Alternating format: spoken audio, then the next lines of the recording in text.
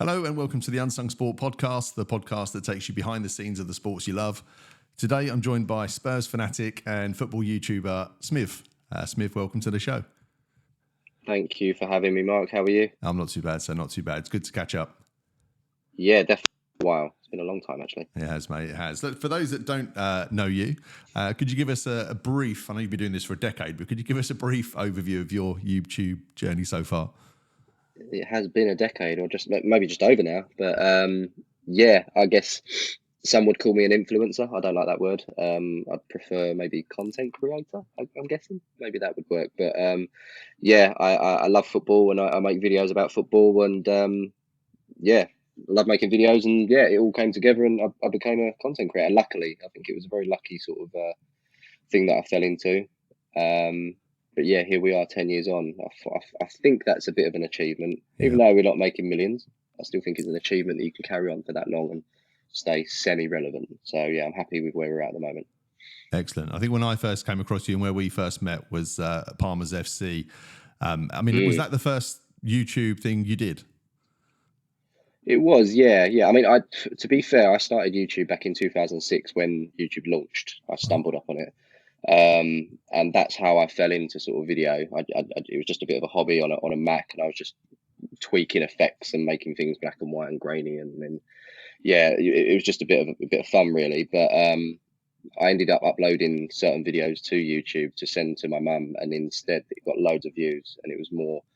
It's embarrassing to say, but I used to like mime to like Frank Sinatra and stuff like that. So it was weird how it sort of kicked off back then. But I lost that channel, and I'm kind of glad because I didn't really want to be known for the guy that mimes over Frank Sinatra songs. But yeah, I thought it was cool at the time. But yeah, I came back. Essentially, YouTube kicked off to a certain degree. And I came back with what I actually wanted to do. And what I actually wanted to do back then was football, but it was very Americanized. Mm-hmm. So there wasn't anyone making football content on there back in 2006, 7, 8. Apart from one Billy Wingrove, who's obviously went on to do F2, and now he's got his family channel, and he's gone on to do massive things. But other than that, there wasn't really anyone doing football. And I tried, and the views just wouldn't pick up. But if I ranted and raved about my day, it worked. But as I say, I lost that channel, came back, and I said, you know what, sorry, I'd become a video producer by then. So I started my own video production company. And a bit like what you're doing here, the YouTube was a bit of a passion project. I wanted to utilize the skills that I'd sort of picked up and see that if I could come back to YouTube. And we're talking, 2013 it was. I sort of relaunched with this mind of making just a football channel, really. So I started with a bit of FIFA, like every other kid does. I did a betting series called Place Your Bets, which at the time I was quite proud of that because I was trying to like do a series whereby I could bet £100 and make that £100 last the whole season. So I was promoting sensible gambling, but as time goes on, people saw that it was quite frowned upon to even bet. Full stop. So I did sort of come away from the betting side of things. But one other little thing that I did, and I thought it was the least thing that would kick off, was a little team called Palmer's FC. The original idea was because I ran my video production company, I plastered my name on the front of the shirt, and that allowed me to then put the link to my website in the videos, and any views that got, from what I could tell from my web guy at the time, all SEO stuff. He's like, if that gets clicks, it's going to boost your website. So I was like, brilliant. All I wanted to be was the top of Google for video production Essex, and it did get there, to be fair. But what happened instead was people seemed to have a massive interest in players that never made it, and that's what I questioned myself when I started filming these videos. I was like, who's going to actually want to see footballers that never made it? But I actually ended up really enjoying that, and I think that's the one, because I enjoyed it so much. That's the one that took off, and I think people could tell that I enjoyed it so much. From a player point of view, they were like, do we have to get the camera out? Yeah. We were considered like these geeks, getting these cameras out and trying to film this stuff. But within a year, it just blew up massively, more than I could ever imagine. And yeah, it went crazy. And obviously, we went on to meet, and we went on to inspire. I say tens of teams at the time, mate. It's gone on to hundreds of teams now. You could go over Hackney Marshes, and there's probably a camera on the side of every other pitch now. Non-league teams have embraced it. You know, everyone thinks that, you know, you can't go to a game without filming it now because you're going to miss something. Mm-hmm. And boy, did we capture some stuff over the years. And it wasn't the first year that we did it, because we started in 2012, 2013 season. And it was that season that I thought, yeah, we should film some bits, because there was some mad stuff that would have gone viral at the time that didn't happen. And all it was essentially a chat down the pub. And you've been there, haven't you? It's like, oh, you went to this game and something happened. You're trying to explain to someone with a beer, and you're like, oh yeah, this happened, and oh, he done this backflip, and oh, you wouldn't believe it, he went top corner. Mm-hmm. And they're like, yeah, cool. And they can't, but we turned that conversation into, oh, check this out. And it was like, oh God, like these things became actually real and more than just a conversation down the pub. And you know, I'm incredibly proud that we sort of like kicked that off, because it's such an odd thing to get so many views and so many people invested in something that, you know, we think about Erling Haaland's and Jude Bellingham's and all the players on millions of pounds. Then you've got us right at I'm talking right at the other end of football. These guys have got jobs. They're electricians, they're plasterers, they're manual labourers, and yeah, it's crazy how they became almost just as famous, or on. I'd say they was more famous than League One, League Two, some Championship players. Genuinely, like we were getting more views than Premier League match days. You know, we're talking about Tottenham versus Forest tonight on a Friday night. The views that are channeling into Sky Sports tonight would be the same as what a Palmer's match would get, and that's what blew my mind. And it still does, to be fair. When I look back at some of the views that the videos got, it's crazy. And that was on a weekly basis as well. But yeah, great times. Yeah, and in all honesty, mate, I think your style of commentary was so honest, raw, relatable for anybody that has played football at that level. They could just buy into it. And I think that was the thing, really. It's a case of, you know, Smiv and these boys are our mates. You know, it wasn't polished. You're not media trained. It was just, as you say, blokes down the pub. And that's what worked.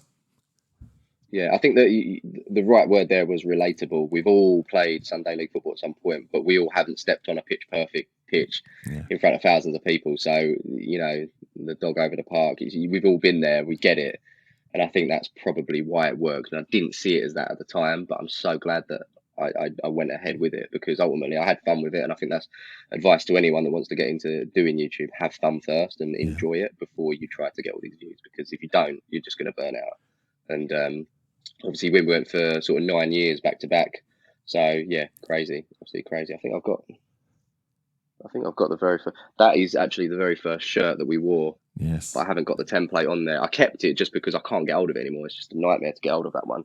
But it's worth a few quid now. The one that really kicked off, yeah, probably. Well, I'm selling these at the moment. Some of the boys are chucking their stuff, but that was essentially my video production company there that I slapped on the front, and that was the key. And there was obviously a point where I was 1 week doing weddings for Jill and Mark in some sort of priory house, and then the next week I was doing Palmer's FC, and it just sort of, there was a point where it was like, I think I could probably do this full time, and I jumped into it. And then it was like, right, okay, I don't just edit a match on a Sunday. I can now do other content on top of it. I can do like Sunday League Extra, where we tune in with the boys. I can do a lot more on the socials, and I think it was that leap that allowed the channel to just explode. And yeah, it's crazy. And we've been gone. We haven't uploaded properly for like a couple of years yet, and the teams that sort of followed suit afterwards still haven't caught up with what we did. I mean, you know, you got SC Dons that sort of took over, you know, took the torch and carried on a little bit, but I don't think they've hit our subscriber count yet, which is crazy. So yeah, no, it was a really good time, and we're actually going for an Indian for Christmas, me and the lads. So we still keep in contact.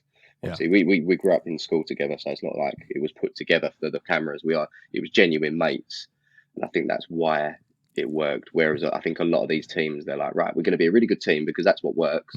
Let's get people in that are good, and the camaraderie and the chemistry isn't always there, and you can tell it. But we were genuine like friends, just enjoying football, really. Yeah, it's the banter that makes it. You know, at that level, it's all about the banter, taking the piss out of each other. There are the good goals, but equally there's the funny moments when, I mean, even you know, to tackle like Højbjerg the other day when he just air kicked. You know, those sort of things. If you catch them on camera, they're just classic moments that you can give that bit of banter to your teammates. Yeah, and I think that's what we were known as, because as time went on, I think people looked at what we were, and they saw that we weren't the best team. So the way that they would be better than us was to be a better team and win stuff essentially. And I think we got the last laugh in them because we went from like a Division 4 side that were just kicking about, and slowly over the years we got promoted. Each year we were getting promoted, and eventually in our last year we find ourselves in the Premier Division of the Thurrock League. We won that. We went invincible. We didn't lose a game. But not only that, we won the League Cup as well, and then we went on to win the Essex Cup, which is the absolute ceiling of what we could achieve as a club. So it's like our Champions League. It's all the Premier teams around Essex all coming together, and we come up against a team littered with semi-pros, and we're still us essentially. And obviously, we did as time went on, we did get other players, but you could only join us if you knew us. And I think we nicked one of your players after, because we come up against your side, didn't we? Bill Tex we grabbed. Yeah. And wow, he really did make us. He took us up a little bit of a level. I couldn't believe it when he signed, because you absolutely destroyed us when we had this friendly with you. And you were one of those typical sides that came into the scene, and you were just littered with such like talent. And when I heard like Tomo message me, he went, "Oh, do you remember Bill Tex for was it United London or London United?" United London, yeah. United London. United London, yeah. You remember that Bill Tex who actually destroyed us? He wants to sign. He's from Essex, so sort of makes sense. I was like, yeah, let's get him in. Like, but then I actually questioned it. I was like, but do we know him? And he was like, well, we've met him. And I was like, yeah, we can get him in there, can't we? So, he qualifies. We got him in. Enough goals, you can get him in. Yeah, but no, he was great, and he settled in really, really well, and he got it, I think. And ultimately we had so much fun, and I think he really enjoys it. A lot of the boys really, we had a lot of talented players that played at semi-pro level, high level, but they always look back at Palmer's as their favourite time, because it was something to look forward to. The videos were presented in a completely different way to their semi-pro club. Yeah, they could do things that they weren't allowed to do at their semi-pro club. So we really did break the mold, and I think we just, it was a bit of a breath of fresh air for a lot of players. So, great times, Palmer's. But as all good things, they do have to come to an end. We got to mid-30s, wives, girlfriends, kids, jobs and careers take over, unfortunately. And there was like, we could have carried on. We could have got a new crop of players just because of the platform we had. But it wouldn't have felt right. It wouldn't have been the same. I would have been standing there on the sideline filming a bunch of people that ultimately I don't really know. And we would have got along. We would have, as you do with a football team, you meet new people. But I think where it came from, I think I just wouldn't have wanted to. I think it was nice. It was a nice way to end. So where we came from to what we actually won in the end, it was a lovely story from start to finish, and we did it all together as mates. So I think it was the perfect way to end. Yeah, brilliant. And you mentioned SE Dons there. Obviously, I know there's a lot of YouTube teams, and they've got quite a reputation. What were they like to play against? They're knobs, absolute knobs. No, it's more of a front, to be fair, because I've met obviously Drew, Strapsy, Big G. If you can just take the camera away for a minute, they're really cool guys. I'm not saying it's an act, because it's part of their personality, and Big G especially, he's got this scary sort of personality. But I've worked with him a couple of times, and I've done some bits, and just sitting down and having a conversation with him, he's actually a really chill guy, a really cool guy as well. And I know that I've not worked with him on content, but we've sat down and I've had some chats with him about what ways he could take his content, and he's taken a lot on board, and it's nice to see him doing really well with he's got like a non-league football series, because obviously he's got access to things that not a lot of people would on YouTube. So he's a goalkeeper in a semi-pro team, and he follows, he's not only an SE Dons keeper, which is one thing at Sunday League, but he's actually a semi-professional keeper as well, and he's allowed to sort of bring the cameras in and follow his semi-pro career, which is really cool. So he's taken that on board. I think that's doing really well at the moment. Drew as well, he's what he's done for SE Dons, him and Chris behind the scenes on the camera, they work really well together. So they're all really cool guys. But when it's on the pitch, it's war, and we never beat them. And we were never meant to beat them. Like there was always a season ahead of us. And I remember we lost 4-2 to them. We packed out. It was a George Hornsby school in Basildon. It was the only pitch we could get pre-season. The ref turns up and he was like, "Oh, I didn't realise it was you." He was like, "Oh, sorry, well, here you are." And he was like, "I didn't realise it was them either." And like within 10 minutes, like all of the perimeter of the pitch was packed to the brim. It was like, and I think he felt a bit nervous by the fact that suddenly he's in the middle of this SC Dons versus Palmer's match, and it was going to go online everywhere, and there was hundreds of thousands of views, and the things that happened in that game was unreal. Like, we scored an overhead kick, there was pitch invasions, and it got a bit much. And he was like, "Oh, you just need to warn me next time if that's going to happen again." But we lost 4-2 in that one, and I remember coming up to Big G afterwards. I went, "We nearly had you," and he was like, "Yeah, whatever." And I left that pitch, and I was like, I was buzzing because we'd come so close to beating them, and that was just us down to a T. Whereas they were really disappointed that they'd let us come that close to beating them. So yeah, really good game, and I think that again that sums us up. They are like serial winners. They have to win every single game, and if they come even close to losing, it's not good, and it's not a nice place to be. Whereas for us, so I was like, "We nearly got you," and we just having a laugh really because we knew we was underdogs, but we come out of that the better team, I'd say. So I do remember that game. I do remember watching it. Yeah, I know there was very animated on the sidelines is probably the nicest way to put that. Yeah. And you mentioned obviously that you're still in contact with those guys, and I guess people don't see behind the camera the YouTubers, content creators. Sorry, those content creators, how much they try to help each other, and some are good at it, some are not. We know there is some. That's the best way to put this. We know there are some dicks really in the YouTube world that are just there for themselves and not really for the kind of content and create themselves. What is it like to deal with those? I mean, I know there's a whole hashtag, and I'm not going to go into the backstory, but I know there was a big beef with hashtag United. Do you still speak to Seb and those guys? Yeah. We come out of it as quite good friends, to be honest. And it's really interesting the sort of the way that I've gone and the way that they've gone as well.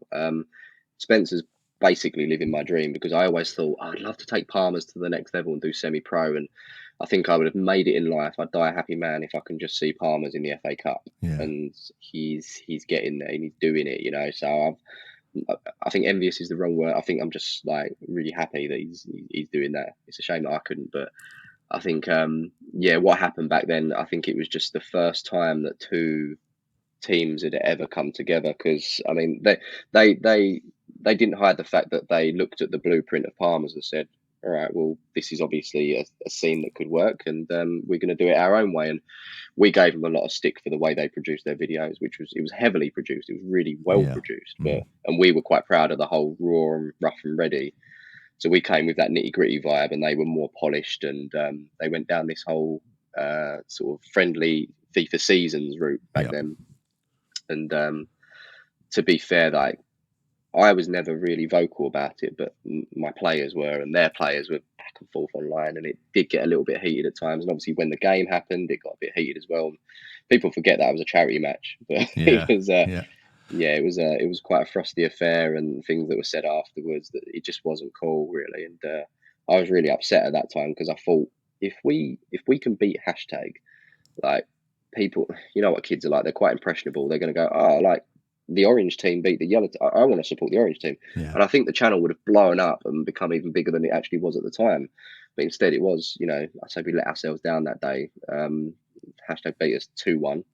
It was literally a game of two halves, really. We smashed it in the first half, and then second half they just came out and were very, very good. There was a couple of controversial decisions which I did highlight in the game, but that's football at the end of the day. And I think the problem occurred when I edited the video. I didn't hide anything, but I edited it and probably influenced people to take a stance on what they thought of the game by commentating it in one way, and then Spencer goes and edits it in his way, and again, not really hiding anything, but again influencing people by his words and what he says in his way. So all of a sudden you've got two people being influenced different ways, and it was like, go and watch the Palmer's video, this is what happened. No, go and watch a hashtag video, this is what happened.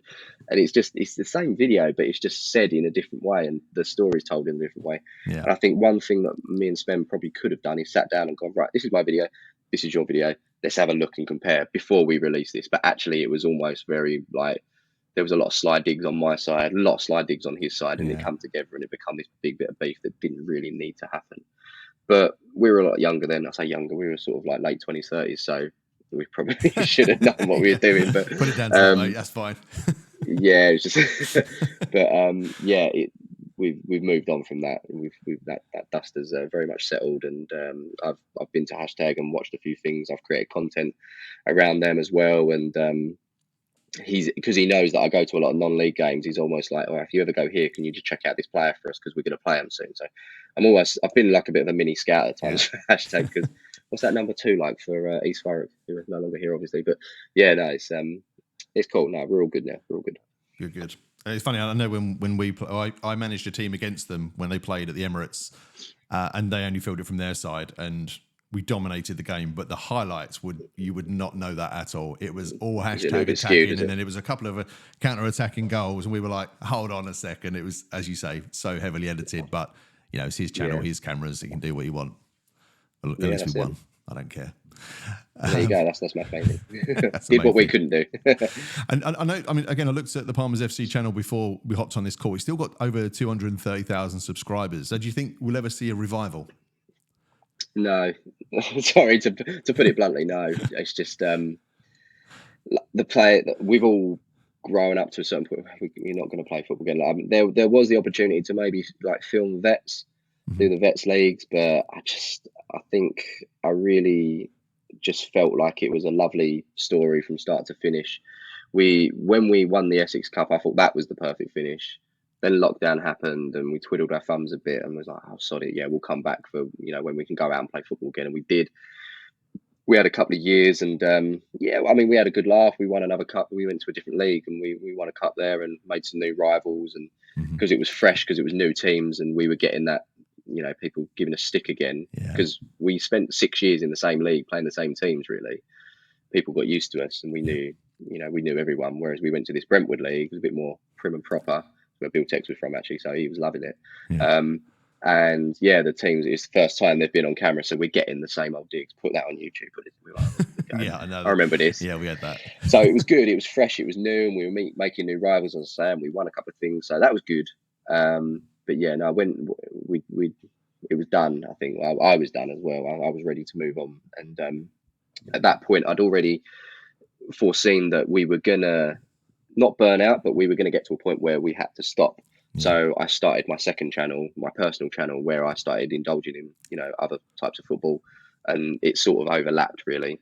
And by then I was really full steam into that channel. So I wasn't able to commit to Palmers like I would have used to. So my main priority now is my personal channel, and Palmers is a page that sits there and lives in the memory. And, all the boys, we all go back and watch certain videos. Someone posts a video in the group every week, because we made so many over the season. There's always things popping up as memories. So it's like, oh God, remember that. So yeah, it's always there for us to look back on. So yeah, no, we're happy. Not sure all of the boys. I've always got like at least once a week someone puts in the group, one more year, go on, one more year. I think the group's actually called One More Year now, but I'm calling it done, I'm afraid. I do apologise. Fair enough. So we'll move on then. I know obviously your channel that's Smiv, but is On the Road your new passion projects? I know you're doing a few things, but I see obviously On the Road is the kind of main content. Is that correct? On the road is like the bread and butter of the channel. So it's basically me going to a different game every week. I say every week, I'm really slack. Over the last 2 years, I've been really slack. Blame the kids. When you have kids, so, it changes, mate. It happens. So you're doing a lot of juggling. But on that overlap, it was great because I had the height of Palmers, and I started this new series, and all of that audience come over and really invested in it, because it was the same thing. It was my voice, my commentary, but just over slightly different type of content, and people really invested in it. So it really helped me to sort of launch and boost that channel. So obviously thankful for Palmers for doing that, but here we are, and we've carried on with it. It's almost like a bit of a relay button, really. But yeah, On the Road, we basically go to a different game most weeks, I say, and I rate the experience. So I rate the atmosphere, the food and drink, the facilities, and the cost. That's the main four, all done out of 5 stars. And afterwards it gets a score and it goes into a league table. And because I've got this passion for non-league, I love seeing, I love the FA Cup. So I love seeing like the underdogs go up against the big boys. And we don't really see it too much these days. And when it's televised, I used to be like, oh my God, like Woking are playing Arsenal. This is crazy. Like, and Stevenage Borough and Notts County playing Newcastle, and all these random games. So my idea was to get these teams seen, but also see the big teams and get them mixed into a league and see their ratings next to big teams. And it's pretty much turned into a non-league series now because I love it so much, non-league. But we've got like, I don't know, we've got like Cork City up with Barcelona. And I think that actually went on the radio because when I went there, I was like, oh my God, like we're better than Barcelona. It's just people are going mad over that. But yeah, it creates this sort of table, and it's just like, it's nothing serious, but it's just people genuinely want to see like what are the ratings, and if the ratings aren't great on that day, because it's not, you know, it could be a bad game. Like I went to Sheffield Wednesday, for example, and it was absolutely banging. And I don't know if you know this, but Sheffield Wednesday is the band there is the England band. Did you know that? Oh no, didn't know that. Yeah, I walked in there and you heard that little trumpet. And I was like, that sounds like, and yeah, it's the same band as the England band. So got their atmosphere pumping. They were playing Derby. Right, Wayne Rooney was playing at the time as well. This was a few seasons back, and it was absolutely pumping. When we're thinking, I'm with my mate Charlie, I'm like, this is going to be really good. We're at Hillsborough. The atmosphere is pumping. We're going to get some, you know, good ratings today. The pie was all right. So you're already sort of counting the ratings up in your head, and within 10 minutes, they're 3-0 down. And then it just went flat. You're like, oh God, I had so much potential. Killed it, absolutely killed it. Just drove up to Sheffield, and yeah, we just, oh God, damn it. So you get dud games like that, but on the flip side, you get games where it's absolutely mental, and the ratings just fly, and it's crazy. So yeah, it's really interesting. Most people think of like ground hopping is like you've got to do the 92. I'm not really interested in doing the 92. I've done 140 odd. Right. I've done 140 grounds. I've done more than 92, but I've not done the football league in that order because a lot of it is non-league stuff. So I wouldn't mind betting on one of the more higher in the non-league rankings. I know there are like some proper passionate ground hoppers. Yeah. Like they're kind of Anaraki kind of. Yes, they are. Know, yeah. They're probably like midweek they're looking at trains and stuff, and then at the weekend they're at football grounds. It's that sort of thing, but I wouldn't consider myself as a traditional ground hopper, so to speak. But yeah, we just go to games, we rate them, we have a laugh, and we basically put views into communities that wouldn't normally get them, which is really great. Like we can get like over 100,000 views for a team that people have never heard of. I think that's a bit of an achievement, to be fair. And the whole, normally with that, you'll find like the local paper get in touch. It's like, oh my God, well, so you came here. Can you tell us about it? I'm forever doing emails and interviews and stuff with local journalists and stuff. But it's cool. It's so cool to sort of, and that's how we spread, and that's how our channel grows. It's not just, doesn't have to be go and watch Man City, go and watch Newcastle, go and watch Liverpool. You can grow a channel off the back of like non-league. It would grow a lot quicker. Don't get me wrong, if I was at Premier League games every week, but ultimately I prefer non-league. And you got to, like I said before, you got to do what you enjoy. And again, I will always scream that as advice. Always do what you enjoy. So yeah, that's on the road pretty much. Fair enough. And what's the best ground you visited? Statistically, in terms of like ratings, I think it's Huddersfield was the highest. It might have changed because my website's down. I'm getting it fixed at the moment, but we need to tweak it. But Huddersfield has been up there for a long time. The ground's quite unique. It's got like this oval shape, like on all four corners. The atmosphere was great that day. I think they played QPR. The food was great. They did this burger. The way the guy melted cheese onto the burger, he put this put grated cheese. It wasn't just a cheese slice. He put grated cheese onto it. Then he put like this big like metal cup over the top top of it and just let it melt into it. And you see how passionate I am about the food. Yeah, it's all about the food for me. Yeah. Have you eaten burgers? I have. Yeah, we just to tell you what we've done today. We've actually cleared the fridge out, obviously for the Christmas shops coming in. So we've cleared the middle fridge out. We've had like a buffet of like random hash browns, chicken nuggets. We've had sausage rolls. Kids loved it. It's been brilliant. But I think the food for me. If I go to a place, A, it hasn't got food, or B, the food's crap. Ultimately, I've not had a good time. It could be the best game in the world, but if the food's crap, it does put a downer on it. So I'm always looking on Footy Scran to see, what's going on, and if there's some good looking food, then I might go there. So yeah, I do love the food. That's really following your gut, that is, mate. And so what's the worst ground? Where should people avoid? Worst ground, interestingly, for a long time it was Chelsea, which surprised a lot of people, but the atmosphere was awful. Yeah, I've been to Chelsea. I think it's terrible. Yeah, the food was awful, and this is the thing with a non-league side. There's less pressure to do well, so the atmosphere generally isn't great. the cost is generally good. So they've always got that head start of like 5 stars for cost, because it's normally like £8 to £10 to get in. There's no pressure there. The food's normally better because it's freshly cooked. It's like just a burger from a greasy, the onions are all soggy and that. Whereas Premier League grounds have got a lot more pressure because, the atmosphere has to be good. If you've got like a stadium of like 30, 40,000 plus, you should be generating a lot of noise and a lot of buzz. So pressure there for a Premier League club. Food wise, I mean, I never expect food to be good at Premier League because it's just mass produced and put in like a little heater. Yeah. It's never really good, but there are some odd ones. Like Tottenham's ground is really good for food. West Ham's ground is very good for food. I've been a couple of times. Their pies there are really good. Expensive. So on the odd occasions, Premier League teams have done well. But Chelsea, I had a hot dog. It was the dry. I could literally just knock on the. It sounded like you're knocking on a door with a bun. It was the driest thing ever. Yeah. So food was poor that day as well. Cost obviously is expensive at Chelsea, so they did really badly. Yeah. But we have had a few non-league duds as well. So I think we went to like Ilford or something like that. Ilford, Walthamstow, Redbridge, all sort of East London way. Right, For some reason, at some point, that all those three just didn't bother doing food. I'm just thinking, come on, man! Like you're a non-league team. You need to be generating some income. Food is the best way of doing that. Yeah. Like, just you've got cheap tickets to get people in. First of all, double that money by just putting a burger van on, but they just didn't have it. It was odd. Shocking. So really disappointed. So they get 0. They get 0 points for that. So they're already like lagging. And obviously the atmosphere is going to be poor there. And then, the only thing they're going to get, that's good is really the cost, because the facilities are never really brilliant. So, the non-league, I don't like slating non-league teams. So their saviour is the cost and the food. But if they ain't got food, it's a nightmare. Yeah. Absolute nightmare. And they lose a And this is just a hobby, by the way. I talk so seriously about it, and I think people take it because I talk so seriously about it, people will take it seriously, and people take offence to it as well. Like, we went to Saffron Walden once, and I spoke about how it was Bristol Rovers. Saffron Walden was a separate scenario. I just didn't like the burger; it was a bit greasy. Mm-hmm. The chef got in touch. He was like, "I'm so sorry. We might have had a dud day." Like, I could see that. I literally squeezed it, and it was just like water coming out. It was awful. Yeah. Didn't feel good. But Bristol Rovers, they're owned by this, like, it's called Pig's Pantry or something like that. It's an award-winning thing, and everyone was like, "Oh, you've got to try the sausage rolls when you get there." Was the sausage roll good? No, it was awful, terrible. So I said it's not great, and I think I'm entitled to say that it weren't great for this award-winning.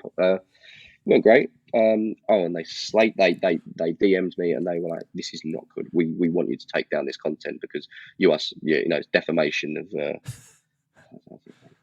Shush. All right. I just had a bad, don't get me wrong.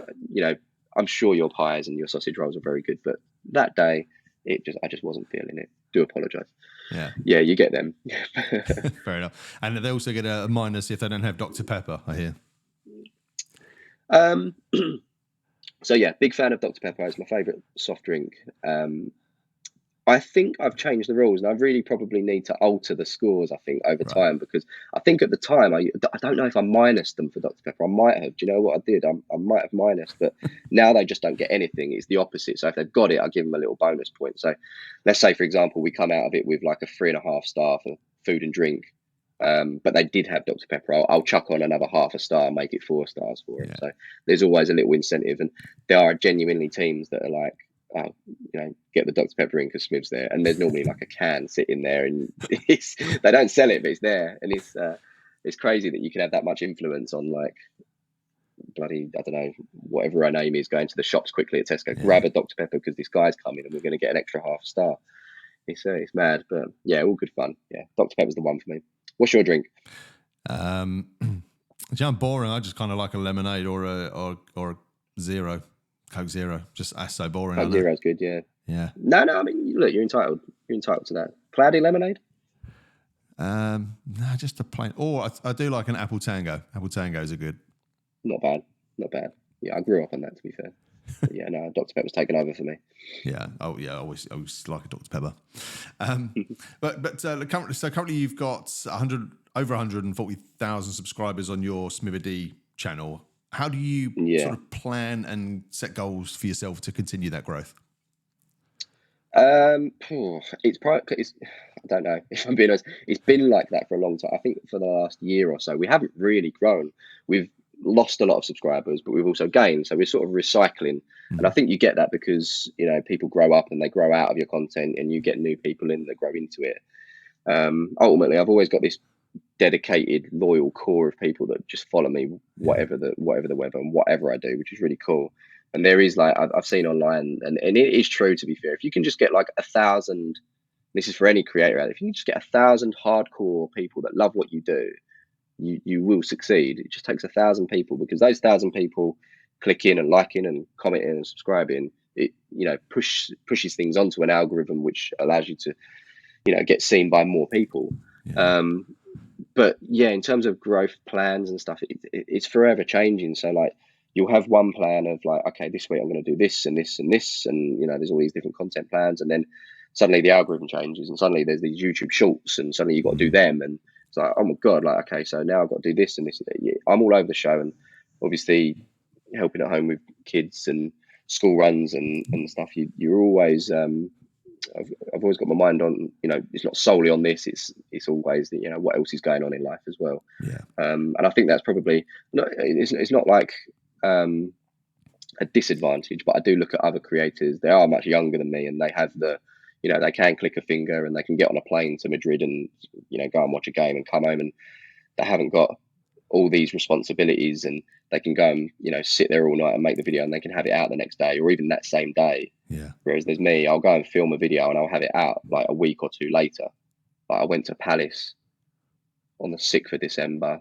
I've just finished the video today on Friday the 15th of December. So I've got all these other things going on, and I don't mind that. But the way YouTube is these days, it's all about now. Yeah. But luckily, I've created content that isn't about the game.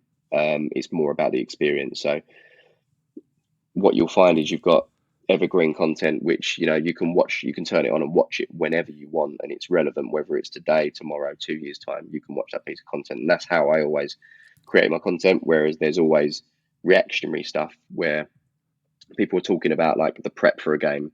That's old news by the day the game started. There's post-match stuff as well about the game, and that's old news because there'll be another game next week. So the shelf life on that stuff and the reactionary stuff I've never got into, because it's just, if I was doing that, I'd be uploading stuff that was 2 weeks old. And I always look at it. I'm looking at like this Palace one that's going up probably Monday now, because the weekend's not a good time to upload for me, but maybe on Monday. And I'm thinking, okay, so Palace have played since that game. They've played Bournemouth, they played Man United, and they're going to have no. Who did they lose to? They lost to someone else.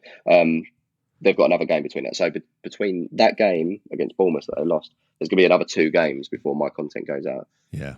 If it was reactionary stuff, it'd be just useless, and there's no point in uploading it. But it's more about the experience of what I do. So lucky to have that, lucky to be able to produce content in that way. But I'm always planning. Whether it happens or not, I don't know. But yeah, I would say, since having kids and having more of a focus on that side and stuff, I'd say my career, and I'm sort of juggling, and it is obvious, but I'm not like, it's not like I'm resenting it or anything like that, because I love the kids and I love spending time with them, so it's all good. But there are times where we're sitting here in the house, we're like, I wonder if like the YouTube channel could kick off one day and we might be able to go Maldives or something. That'd be great, wouldn't it? Yeah.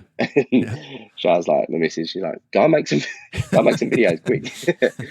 And that's the thing. That's such a cool thing that, if I wanted to, and I could just like shut myself off for 2 weeks, I probably could make an absolute killing if we really got our head down and did something. But we are probably getting to that, because the kids are getting older. I've got one in school.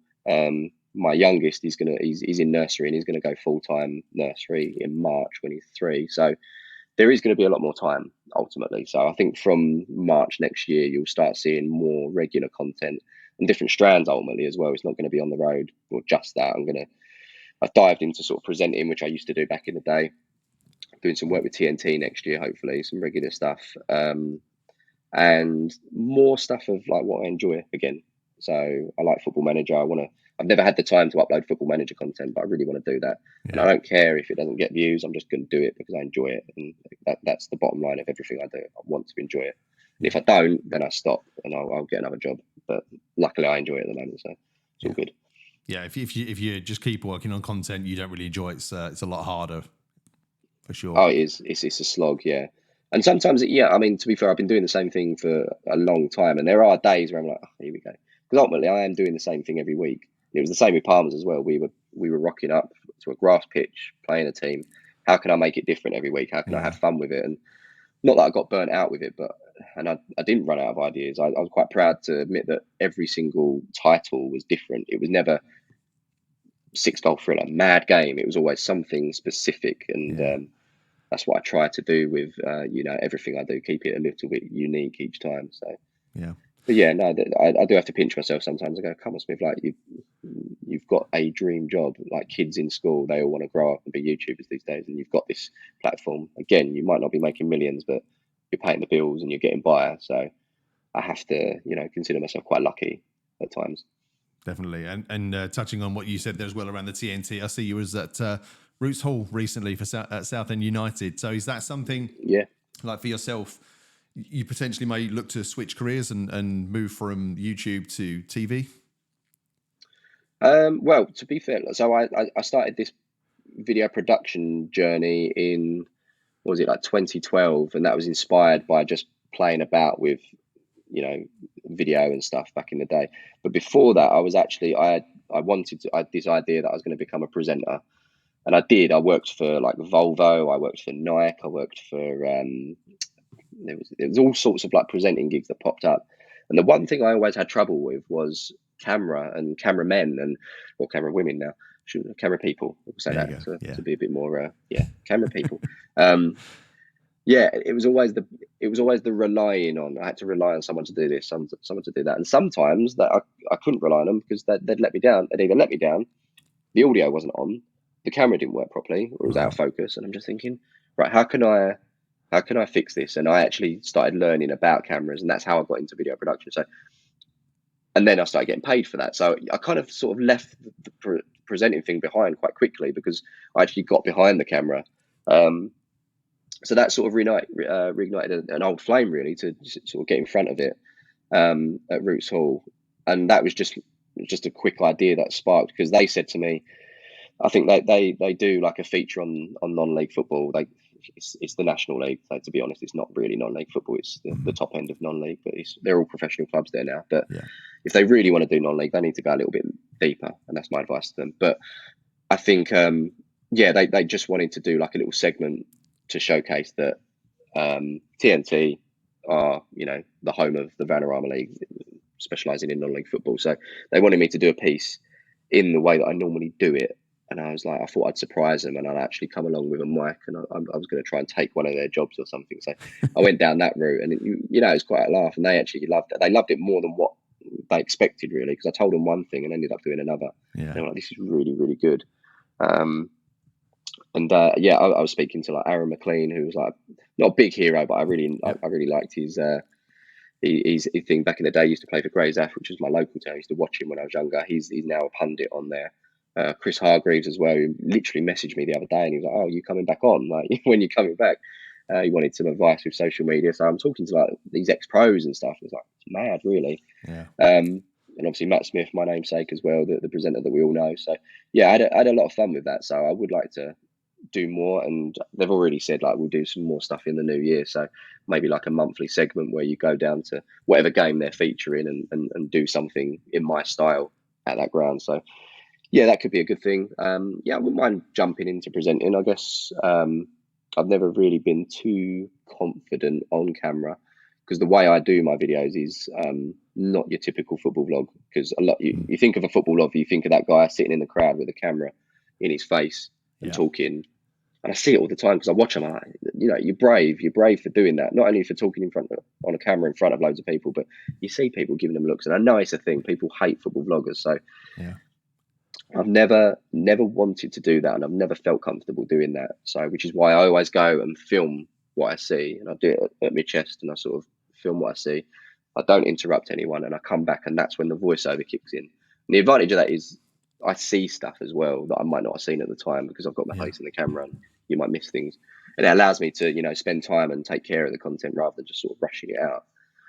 So yeah, I people are quite shocked that I'm like that, because they see me, I'm quite animated on camera normally, but to do it in front of people is a different thing, and to do it in public. So the presenting thing, I guess, is kind of like stepping into something that I might not be too comfortable with. But I think it's always good to do that sort of stuff, like put yourself out of your comfort zone. And I had a right old laugh at Rootsall and Southend. It's only down the road to me, and I've done some content for Southend before when they were almost sort of knocking it on the head. I went to their potential last home game and spoke to a lot of their fans, and I think they've sort of got a soft spot for my channel because I sort of showcased what they were going through. So when I went back there and I went in the crowd, it was almost like they all knew me, and I was like, oh, this is quite cool. And I was just changing. And they were like, yeah, when you were down here, it was all bad, but now we're good, and we're going to press on. So yeah, no, it's good to be able to be recognised and be able to just do content in the way that you envisage. It's not awkward. It's just like it's cool. So yeah, we'll see. Presenting could be a thing that we could get into, but yeah. Watch your space, mate. Watch your space. I might start a podcast. You never know, I might start a podcast. Yeah. Who knows? Why not? Yeah, I say it's just for me.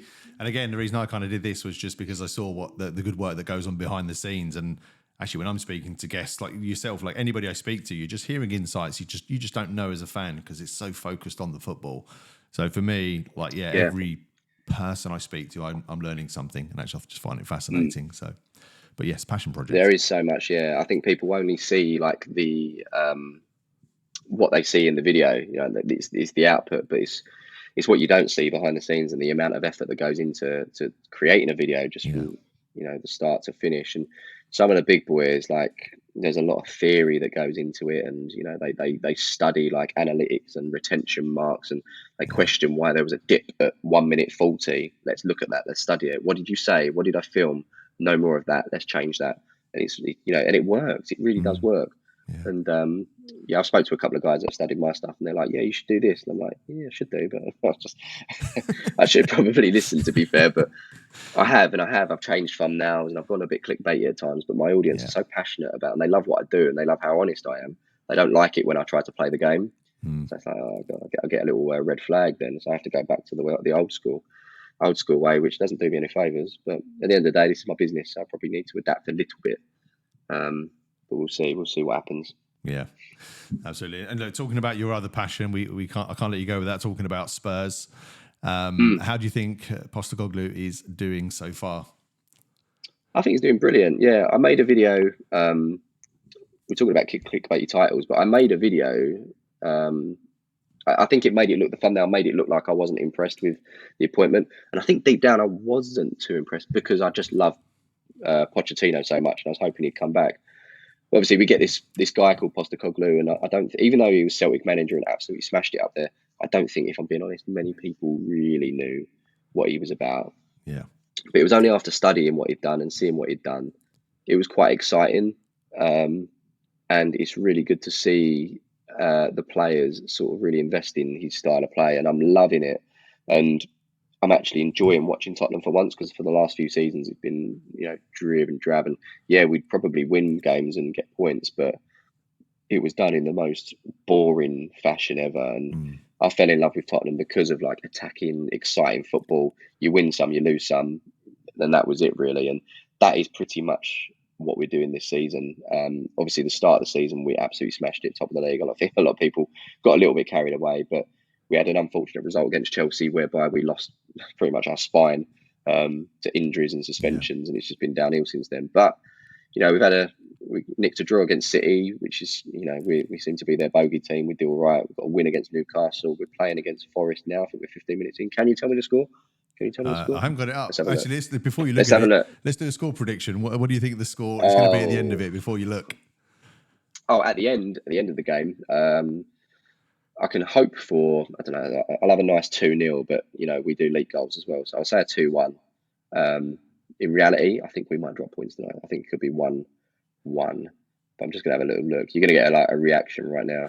It's 0-0, as expected. The momentum is all in Spurs' favour, though. Yeah. 78% possession, as expected. The way they play is just... I've seen them play. It's not much different to Conte and Mourinho in the respect that it's played around the back.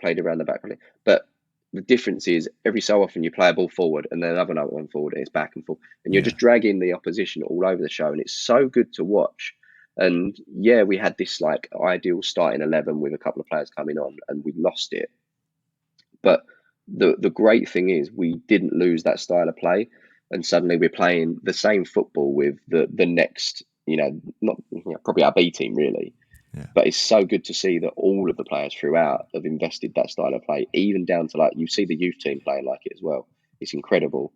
And yeah, we have lost a few games, but we're still playing well. So that Chelsea game we lost 4-1. I actually come out of there buzzing. So like that was mad. Like I was like standing up at the end applauding.